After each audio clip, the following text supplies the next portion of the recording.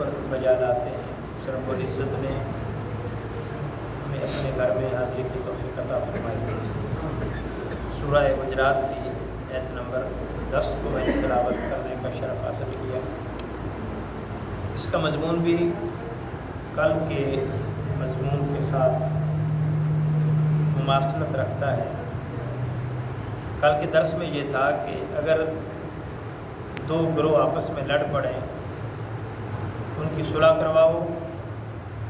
اگر صلح نہیں کرتے تو جو ظالم ہے، جو ظلم کر رہا ہے، اس کے خلاف کھڑے ہو جاؤ، اس سے مقاتلہ کرو، لڑائی کرو، یہاں تک کہ وہ اپنی غلطی تسلیم کر لے.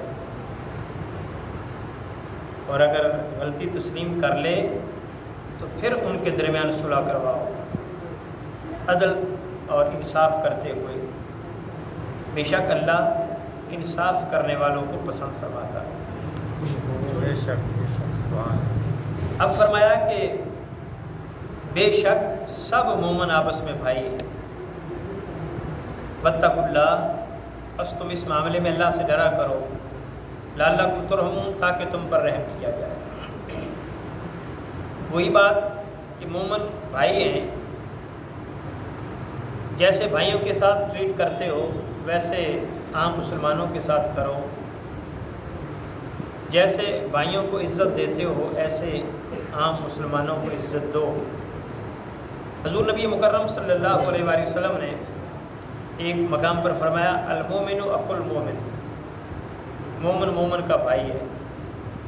یہ بات قرآن نے بھی کہی واضح الفاظ میں، اور یہ حدیث بھی کہہ رہی ہے واضح الفاظ میں. میرے بھائی آپ باتیں نہ کریں، وہ بڑے لوگ ہیں، ذرا آگے آ جائیں، باتیں تو نہ کریں. مومن مومن کا بھائی ہے. اور ایک روایت ہے صحیح بخاری کی، حضرت عبداللہ بن عمر رضی اللہ تعالی عنہ بیان کرتے ہیں کہ حضور نے فرمایا مسلمان مسلمان کا بھائی ہے، وہ اس پر ظلم نہیں کرتا، اس کو رسوا نہیں کرتا. سبحان اللہ، سبحان اللہ. مومن مومن کو رسوا نہیں کرتا. اللہ اکبر، اللہ. آج ہمارے معاشرے میں مومن ہی مومن کو رسوا کر رہا ہے. جی؟ ہاں. پرابلم یہ ہے ایک دوسرے کو نیچا دکھانے کے چکر میں ہے. ہماری ساری توانائیاں اسی پر صرف ہو رہی ہیں الا ماشاء اللہ.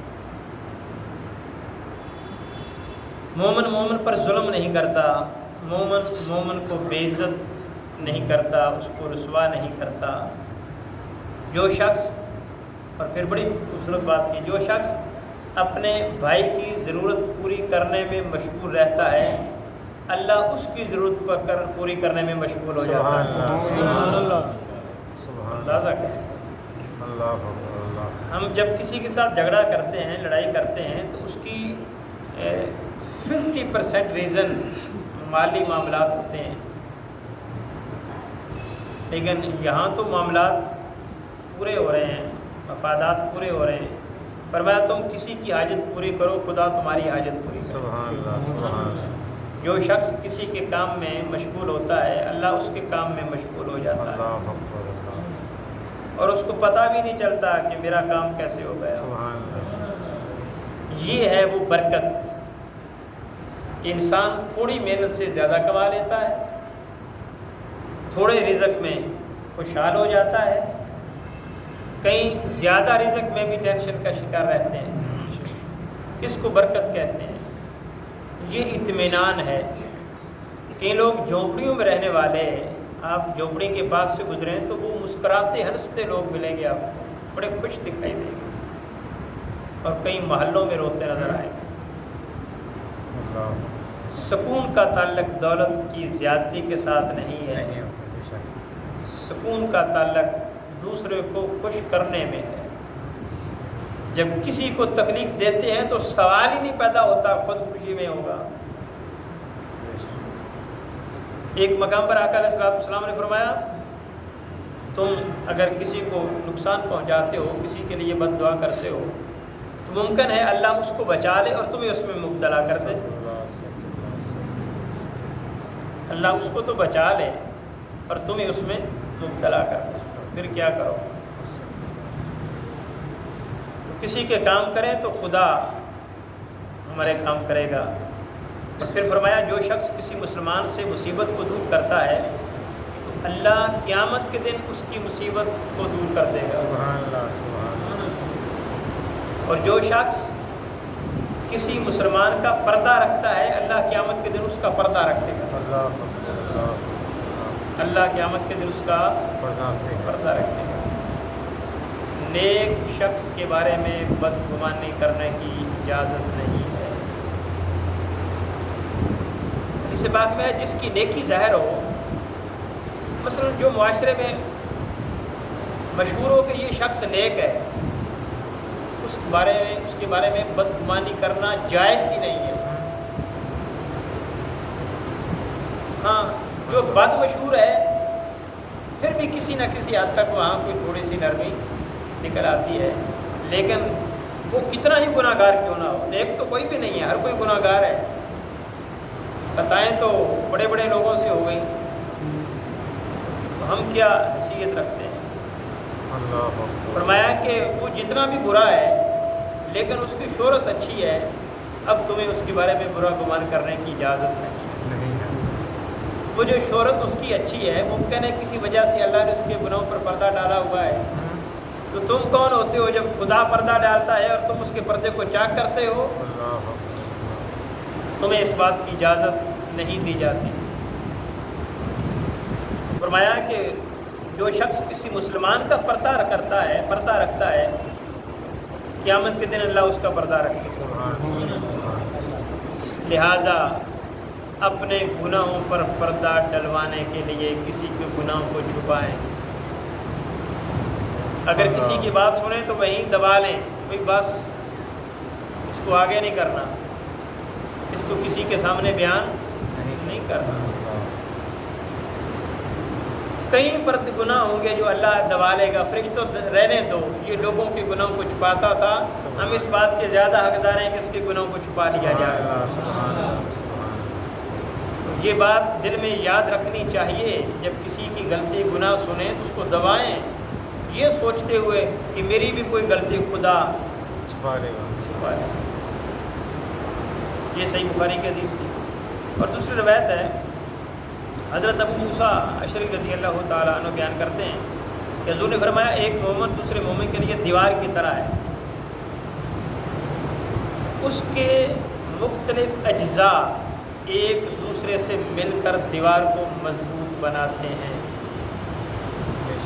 تو ایک اینٹ کی کوئی حیثیت نہیں ہوتی، جب دوسری اینٹوں کے ساتھ ملتی ہے تو دیوار بن جاتی ہے، پھر بہت پختہ ہو جاتی ہے۔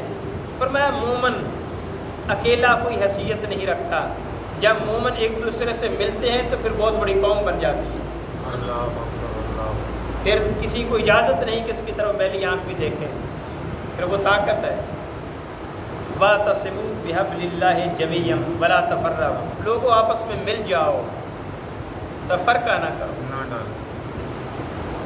خاندان ہے تو یکجا نظر آنا چاہیے، قبیلہ ہے تو اکٹھا نظر آنا چاہیے، برادری ہے تو اکٹھی نظر آئے، گاؤں والے لوگ ہیں تو اکٹھے، محلے والے ہیں تو اکٹھے، یہ اکٹھ نظر آنا چاہیے معاشرے کے اندر۔ لیکن اگر پوری قوم ہے تو قوم بھی اکٹھی نظر آئے، اس میں حسن ہے، اس میں خیر ہے، دنیا کی بھی بھلائی ہے، آخرت کی بھی بھلائی ہے۔ اور ایک مقام پر فرمایا، حضرت ابن عباس رضی اللہ تعالیٰ عنہ بیان کرتے ہیں کہ وہ شخص مومن نہیں جو خود سیر ہو کر کھائے اور اس کا پڑوسی اس کے پہلو میں بھوکا ہو، وہ شخص مومن نہیں۔ اللہ۔ دوسروں کا خیال رکھنے کا بہت درس دیا گیا ہے۔ میں نے غالباً جمعے پہ بھی کہا تھا، اس جمعے یا سے پچھلے جمعے، کہ اگر بچے کھیل رہے ہوں، آقا علیہ الصلوۃ والسلام نے فرمایا کہ اپنے بیٹے کا نام لے کر نہ بلاؤ، مطلقاً کہو بیٹا ادھر آؤ۔ کیوں؟ کہیں ایسے نہ ہو کہ ان 10 بچوں میں ایک یتیم بچہ بھی ہو، اس کے ذہن میں خیال آئے گا کہ میرا باپ بھی ہوتا تو مجھے یوں آواز دے کر پیار سے بلاتا۔ اللہ اتنی سی تکلیف کسی کی خدا کو گوارا نہیں ہے۔ اندازہ کریں یہ دین کیا ہے، معمولی سی تکلیف ہے۔ ہم بچوں کو نومینیٹ کرتے ہیں کہ یہ یتیم بچہ ہے۔ کئی جگہ پہ ایسا ہوا، مجھے کسی نے بتایا کہ بچے نے ناظرہ پڑھا یا حفظ کیا، ناظرہ میرے خیال تھا، تو اس کو آنر دینے کے لیے استاذ نے اسٹیج پہ بلایا تو تعارف کروایا کہ یہ یتیم بچہ ہے۔ وہ 2 دن بچہ گھر جا کر روتا رہا۔ یہ آنر دے رہے ہیں ہم اس کو، اس کی انسلٹ ہو رہی ہے۔ 2 دن بچہ روتا رہا۔ پہلے شاید اس کو احساس ہی نہیں تھا کہ میں یتیم ہوں، انہوں نے احساس دلا دیا۔ بس اوقات ہمیں اندازہ ہی نہیں ہوتا کہ ہم کسی کو کس حوالے سے تکلیف پہنچا رہے ہیں۔ ہم یہ اکثر کرتے ہیں، اس کو کہتے ہیں کہ یہ یتیم بچہ ہے، ماشاءاللہ دیکھو کتنے اچھے نمبر لیے۔ نہیں، یہ تنہائی میں کرنے والی باتیں ہیں۔ بچے کے سامنے ایسا کہنے کی اجازت نہیں۔ یقین کریں میں یہ حدیث پڑھ کر میرے رونگٹے کھڑے ہو گئے کہ بچوں کو نام لے کر نہ بلاؤ۔ یتیم بچہ ہوگا وہ فیل کرے گا کہ کاش میرا باپ بھی ہوتا تو ایسے پیار سے نام لے کر مجھے بلاتا۔ اتنی تکلیف بھی کسی کو دینے کی اجازت نہیں، بلکہ یہاں تک فرمایا پڑوسی ہے، تمہارے گھر میں اچھا کھانا بن رہا ہے، اب اس کی سمیل باہر بھی جاتی ہے تو فرمایا دروازے ڈھانپ کے رکھو، تمہارے اچھے کھانے کی سمیل باہر نہیں جانی چاہیے۔ پڑوسی یا کوئی محلے دار غریب ہوگا، اس کے گھر میں وہ سمیل جائے گی، وہ بچے تکلیف محسوس کریں گے، وہ اپنے والدین سے کہیں گے کہ فلاں کھانے کی خوشبو آ رہی، آتی نہیں کھانے کی خوشبو؟ بے شک بولیں آتی ہے، پڑوسی کے گھر سے آتی ہے کہ فلاں سے آج فلاں چیز کی خوشبو آ رہی ہے۔ بچے ڈیمانڈ کریں گے، وہ ڈیمانڈ پوری نہیں کر سکتے، بچے تکلیف میں ہوں گے، ان کی تکلیف دے کر والدین تکلیف میں ہوں گے۔ اتنی بھی کسی مسلم کو تکلیف دینے کی اجازت اسلام نہیں دیتا۔ اس سے بڑھ کر اسلام امن کا دین، اسلام سے بڑھ کر امن کا دین اور کون سا دین ہو سکتا ہے؟ بے شک بے شک۔ جتنا احساس اسلام کرتا ہے، جتنی تکلیف دوسرے کی اسلام محسوس کرتا ہے، کائنات کا کوئی مذہب اتنا کسی کا احساس نہیں کرتا۔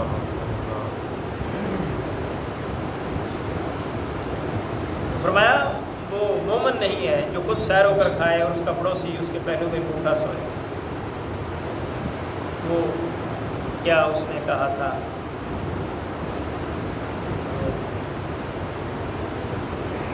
پنجابی کا شعر ہے، شجاع آبادی، کیا نام اس کا؟ شاکر شجاع آبادی۔ اس نے کہا انہاں دے بال ساری رات روندے بخت سوندے نہیں، انہاں دے بال ساری رات روندے بخت سوندے نہیں، جنہاں دی کئی دے بالاں نوں کھڑیندیاں شام تھی ویندی۔ اللہ جنہاں دی کئی دے بالاں نوں کھڑیندیاں شام تھی ویندی۔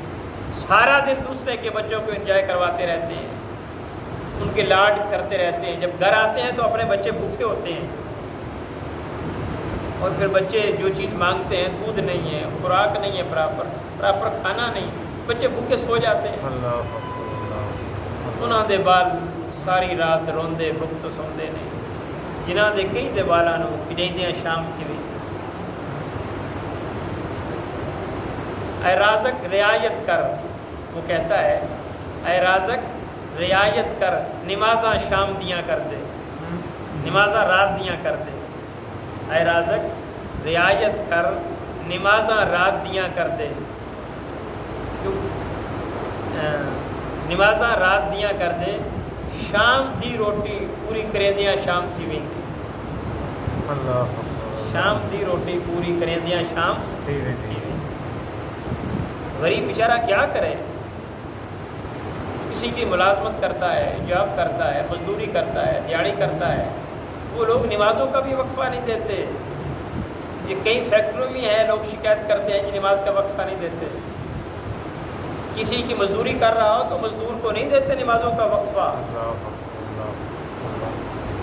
وہ کہتے تو بڑا نمازی، کیا کریں بیچارے؟ یہی کہیں گے نا کہ رات کی نمازیں رات کی کر دیں۔ تو تو قیامت کے دن مجرم وہ نہیں ہوں گے، یہ مجرم ہوں گے۔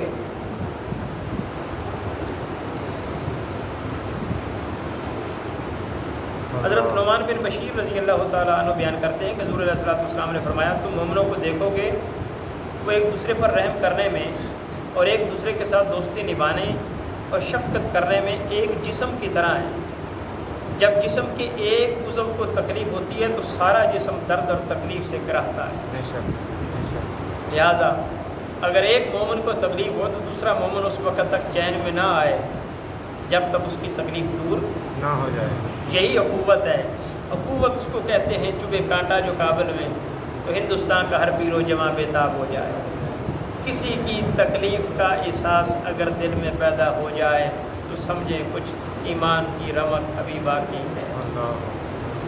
اگر کسی کی تکلیف کا احساس نہ ہو کچھ خالی ہے اندر۔ اسلام احساس دلانا چاہتا ہے۔ یہ روزے کیا ضرورت تھی اللہ جل مجدہ کو بھوکا رکھنے کی؟ بے شمار حکمتیں ہیں۔ ایک حکمت یہ بھی ہے کہ لوگوں کو اندازہ ہو کہ بھوکے کیسے رہا کرتے ہیں، بھوک کی تکلیف کتنی ہوتی ہے۔ امیر شہر کی گندم ہوتی رہی خراب، غریب شہر کی بچی فاقوں سے مر گئی۔ ہمارے یہاں تو یہ حال ہے۔ وہ بوڑھا جو سارا دن انعام تقسیم کرتا ہے، وہ بوڑھا جو سارا دن انعام تقسیم کرتا ہے، اس کی بچی کے ہاتھ مہندی سے خالی ہیں۔ ایسا مفہوم ہے اس شعر کا کہ وہ اتنی انعام نہیں رکھتا کہ اپنی بچی کے ہاتھوں پر لگا سکے، لیکن سارا دن انعام تقسیم کرتا ہے۔ یہ جو بچے انڈے بیچتے ہیں، میں نہیں سمجھتا کہ گھر فیملی نے کبھی انڈے جی بھر کے کھائے ہوں۔ وہ جو بچے فروٹ بیچتے ہیں ان کے کھانے میں نہیں بچتے، وہ جو رہا بچا کچا ہوتا ہے ہر درجے کا وہ جا کر وہ کھاتے ہیں۔ دعا ہے اللہ جل مجدہ عمل کی توفیق عطا فرمائے۔